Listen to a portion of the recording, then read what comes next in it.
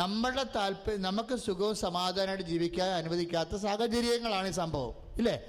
ഈ സാഹചര്യങ്ങളെല്ലാം അതിജീവിക്കാൻ ഇതാ ശത്രുവിൻ്റെ മേൽ ചവിട്ടി നടക്കാൻ ഞാൻ നിനക്ക് അധികാരം നൽകുന്നു. 10:19 അധികാരം എന്ന് പറഞ്ഞത് ഈ അധികാരമാണ് കൃപ. കൃപ ലഭിക്കുമ്പോൾ അധികാരം, അഭിഷേകം, ഇങ്ങനെ പല പല തത്സമ വാക്കുകൾ കൃപയ്ക്ക് ജീവൻ, കൃപ, അധികാരം, അഭിഷേകം, ഇതെല്ലാം അഭിഷേകവും അധികാരവും. അഭിഷേകം ഇതിൻ്റെ പ്രോസസ്സാണ്, കൃപ ഇൻസ്റ്റാൾ ചെയ്യുന്ന പ്രോസസ്സാണ് അനോയിൻറ്റിങ്. അധികാരം എന്ന് പറയുന്നത് കൃപ ലഭിച്ച് കഴിയുമ്പോൾ ഉണ്ടാകുന്ന ഒരു സ്റ്റേജാണ്. എന്നുവെച്ചാൽ അധികാരം എന്ന് പറയുമ്പോൾ ഈശോ പറയണത് ഇപ്പം എപ്പോഴും നമ്മളുടെ കുറ്റം മാത്രം കാണുന്ന ആൾക്കാരില്ലേ, എപ്പോഴും നമ്മുടെ കുറ്റം മാത്രം കാണുന്ന ആൾക്കാർ. അപ്പം നമ്മൾ പറയും, ദൈവമേ എങ്ങനെ ഈ പണ്ടാളത്തിൻ്റെ കൂടെ ജീവിക്കും, എവിടെയെല്ലാം ഇടിവെട്ടണം. വളരെ ആത്മാർത്ഥമായിട്ട് പ്രാർത്ഥിക്കും.